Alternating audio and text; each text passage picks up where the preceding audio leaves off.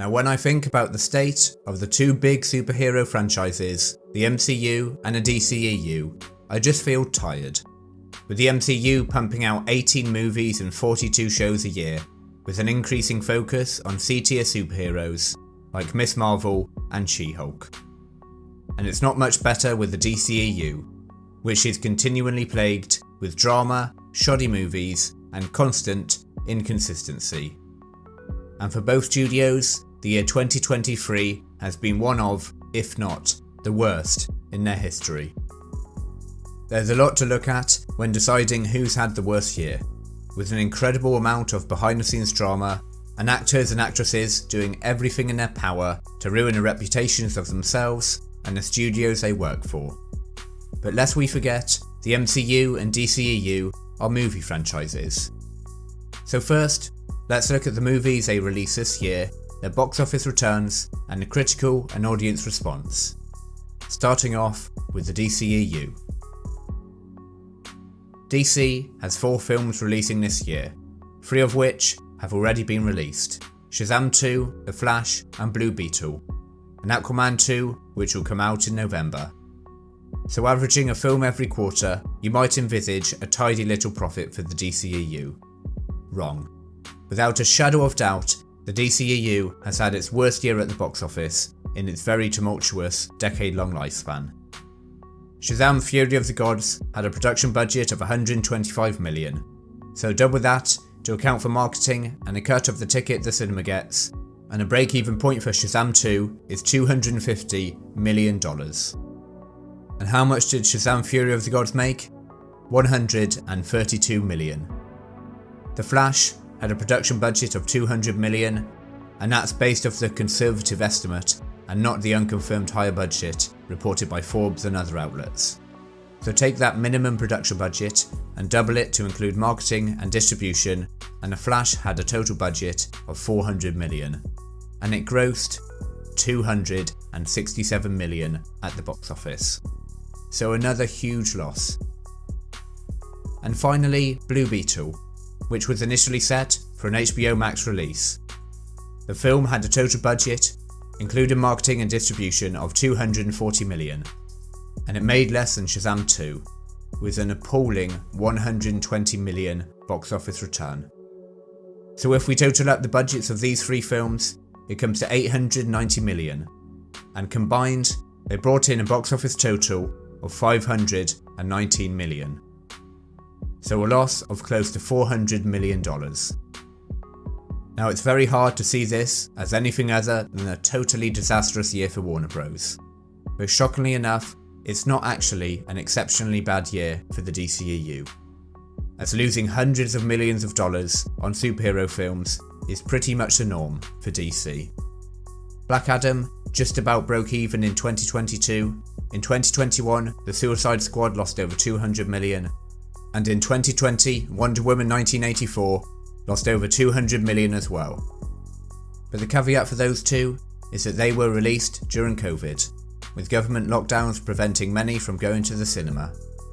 Another factor to consider is that Wonder Woman and the Suicide Squad were released on HBO Max the same day as they were released on a big screen. So however you paint it, 2023 has been a terrible year for DC. As for the critical and audience response for the 3 DCEU films released so far this year, on Rotten Tomatoes, the critics rated Shazam 2 at 49%, The Flash at 63%, and Blue Beetle at 78%, which for the DCEU is not too bad. The audience scores are fantastic though, with 86% for Shazam, 83% for The Flash, and 92% for Blue Beetle. So the few who did watch these films seemed to have enjoyed them. And now onto Marvel. So far we've had Ant-Man Quantumania and Guardians of the Galaxy Volume 3, with the Marvels scheduled for November the 10th, featuring everyone's favourite, Brie Larson as Captain Marvel, joined by Camilla Clarke and Monica Bamboo. Sorry, Kamala Khan and Monica Rambeau. Let's start with Quantumania, and it certainly didn't kick off this year or Phase 5 of the MCU with much of a bang. With a total budget of 400 million, Quantumania, or Ant-Man and the Wasp: Quantumania, to give the film its official title, made 463 million, which is the second lowest box office return and subsequent profit of any MCU film outside the COVID releases, except from The Incredible Hulk in 2008. Scoring a rotten 46% on Rotten Tomatoes, which is the lowest score of any MCU film, Quantumania was a misfire for Marvel. I would have said a rare misfire a few years ago, but post Avengers Endgame, the MCU has been average at best. Quantumania, perhaps more than any other MCU project, showed that the MCU was firmly on a downward trend. Then we had Guardians of the Galaxy, the conclusion of James Gunn's trilogy, and Guardians 3 was a success, making almost 850 million at the box office, and being widely praised by fans and critics alike. The problem is, Guardians has always been the most detached of the sub-franchises in the MCU, and it was directed by James Gunn, and now James Gunn is running DC Studios. So despite Guardians 3 being a win, it's a rather hollow victory that doesn't do much to repair the damaged MCU brand. And talking of damaging the MCU brand, Secret Invasions is the only show that Marvel have released this year, and oh did it suck. And with a critic score of 54% and an audience score of 49%, it's fair to say that on the big screen and small screen, the MCU had a pretty shambolic year. And on the movie and show front, the DCEU has been given an expiry date by James Gunn, more on that later, and Disney have delayed countless MCU projects even before the writer and actor strikes began, with Captain America 4 getting delayed until the middle of 2024, Blade being delayed until at least February 2025, and shows like Ironheart and Echo being delayed indefinitely. So 2023 was not only a poor year for both studios, but we've also got a longer wait for the next instalments of the franchise, as they try to repair the damage caused by their recent releases. So it's fair to say that both studios have had a horrible year, but for me, because of the fact that all three DCEU films have fallen well below even moderate box office estimates, on the movie front, I would say the DCEU has had a worse year. And now it's time to take a look at behind the scenes issues, starting off with the actor controversies for both studios. As we all know, actors and actresses, at the best of times, are narcissistic, virtue signalling hypocrites, constantly dabbling in sex, drugs, and plastic surgery. But with their PR teams working overdrive, most of these, let's say personal flaws, can be hidden away from the public. However, the DCEU and MCU seem to have hired the most idiotic and downright crackers actors and actresses in Hollywood. From sexual assault allegations, to alleged robberies, to unsavoury tweets, and sexual assault allegations again. It's been a year where once more we get a glimpse at how amoral the Hollywood elite actually are. And many of the stars with allegations and controversies around them play major roles in the MCU and DCEU. So let's start off with Marvel. Ant-Man Quantumania was supposed to be a key step in the future of the MCU, primarily because of the main antagonist, the next Thanos-level villain, Kang the Conqueror, played by Jonathan Majors. In March this year, Majors was arrested after a domestic incident with his girlfriend, and 6 months later, the charge of assault and harassment is still there, as well as other alleged victims coming forward against Majors. He's been dropped by his PR team, and we've virtually heard nothing from the MCU about his future involvement in the franchise, which is a big issue, as he is the central figure that ties all of the Marvel movies together. Now obviously, if guilty, what he has done is disgraceful, and we certainly would want justice to be carried out and a victim supported. And we all know that that's the most important thing in these situations. But hey, this is a channel about films. So that being said, let's look at the ramifications on the MCU. So Loki Season 2, coming out soon, will feature Majors, but the marketing has been rather underwhelming, as the show has been tainted by the ongoing investigation against Majors. For many, Loki is going to be incredibly difficult to watch, as Majors will portray Kang whilst a very public court process plays out. Everything is turning to That's right. And now, on to the next controversial figure at Marvel, Brie Larson. Ever since her "I don't hate white men but" speech. Am I saying that I hate white dudes? No, I'm not. But what I am saying is, Brie Larson has been torn to shreds, quite rightly in some cases, and perhaps sometimes the criticism has been a little bit too much.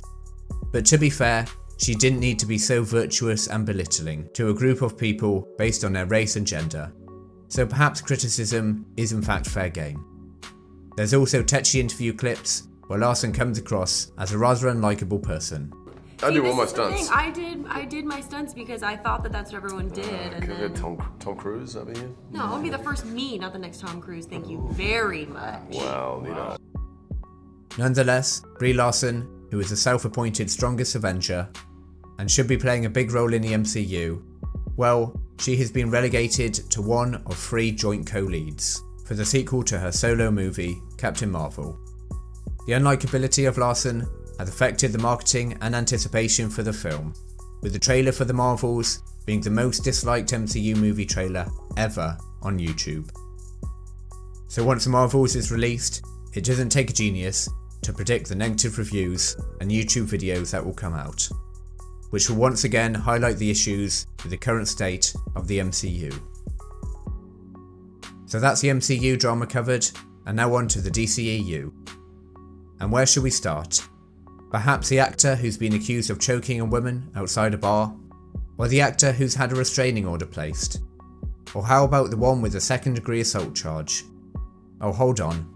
They're all charges against the same actor, Ezra Miller. Now, Ezra Miller has done absolutely everything possible to scupper his DCEU movie, The Flash. But 5 years after its initial release date, Warner Bros. Managed to find a month where Ezra wasn't committing a criminal activity and release a movie in June 2023. Ezra Miller is not only the lead of The Flash, there's 2 of him. So Warner Bros. Were in the difficult position of having the actor who plays a titular character unable to do press tours, as to not damage the movie any further. The primary reason for The Flash's delay was Miller's behaviour, and you can imagine the question being posed numerous times behind the scenes at Warner Bros. Whether to even release the film or not, due to the constant controversies surrounding Miller. But nonetheless, they chose to release the film, and it did terribly.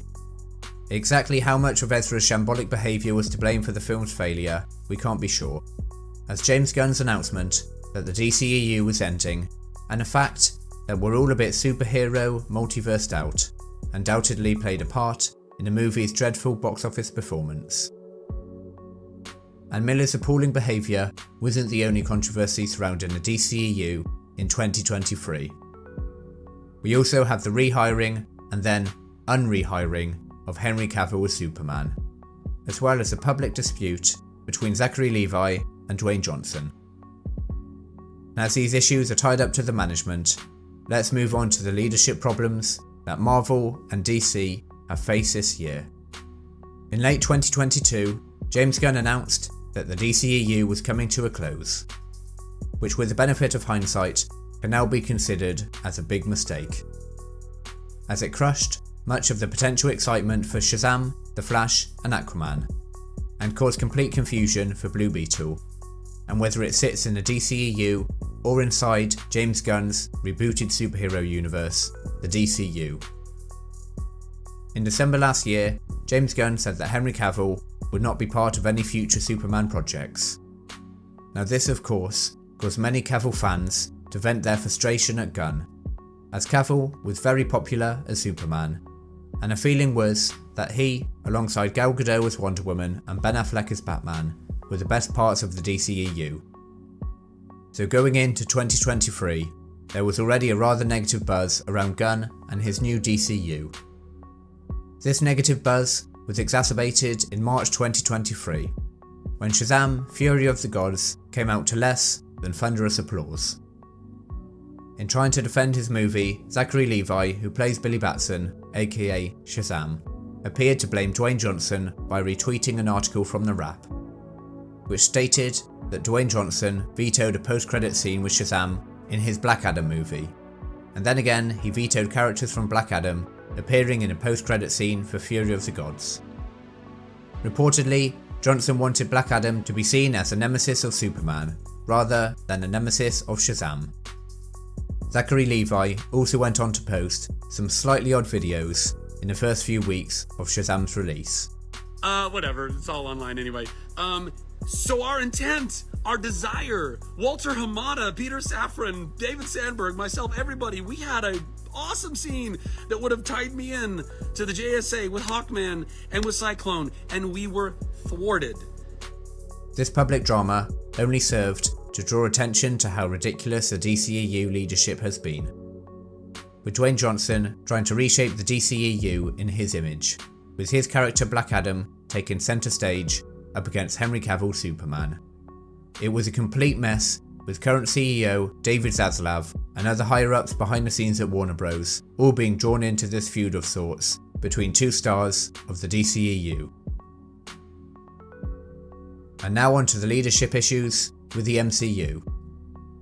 Like almost every production company, Marvel Studios is owned by Disney.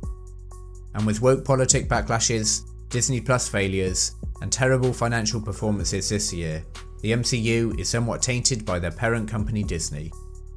But if we put Disney's terrible year aside and focus just on Marvel Studios, we have Victoria Alonso's firing. Alonso had been the president of post-production at Marvel, and had been with Kevin Feige and co for almost 17 years until her firing. She probably held the most power at Marvel Studios, aside from Kevin Feige and maybe Luis D'Esposito. And there were numerous reports as to why she was being fired, from being a bit of a dictator when it came to VFX artists and their deadlines, to her refusing to blur out a gay pride flag in Quantum Mania, to promoting the film Argentina 1985, when she was explicitly told not to by Disney.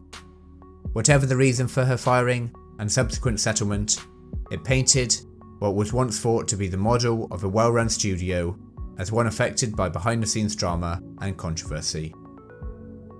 And perhaps as a repercussion from Alonso's alleged poor treatment of Marvel's special effects artists, a few days ago it was announced that the Marvel VFX workers have voted to form a union, which will result in more changes and internal clashes between the bigwigs at Marvel and their workers. So that's a condensed summary of how bad 2023 has been for the DCEU and the MCU.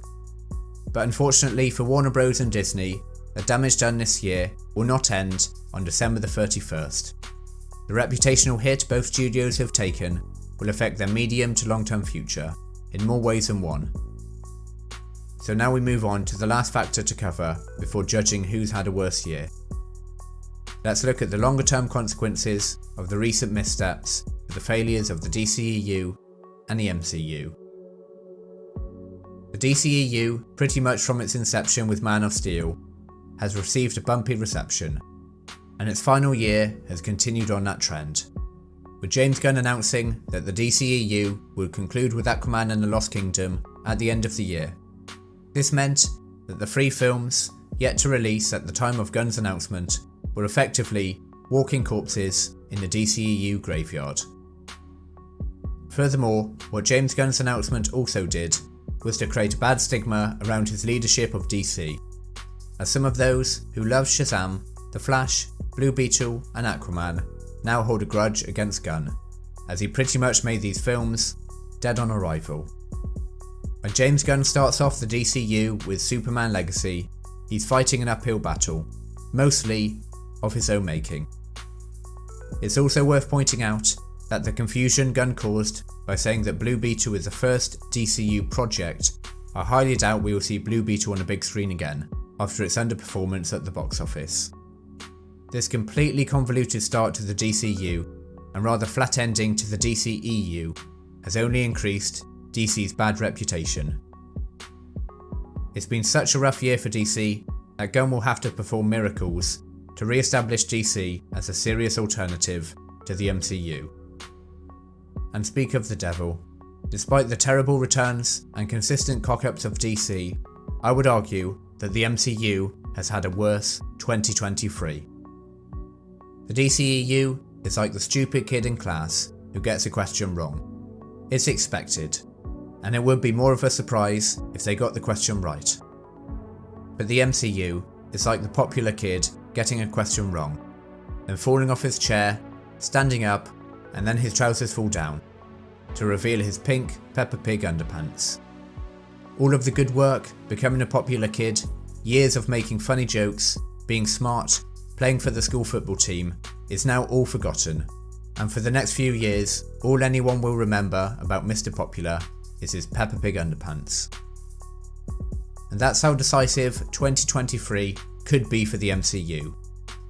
All the goodwill from decades of good movies seems to have been lost. When you mention Marvel, the first thing that used to spring to mind was constant quality, with the MCU formula that produced billion-dollar film after billion-dollar film. And now what's the first thing that people say about the MCU? It used to be good, but now with Robert Downey Jr. and Chris Evans being replaced by She-Hulk and Captain Marvel, it's just not what it used to be. So there we have it, a summary of all the issues the two big superhero studios have faced this year. And now I would like to know, who do you think has had a worse year, DC or the MCU? And has this year affected your excitement for the future of Marvel and James Gunn's DCU? Let me know in the comments below. If you're new here, then perhaps consider subscribing to the channel. I review all the best films and shows, cover movie news and box office results, as well as the occasional video essay like this one. Thank you for watching, and see you again.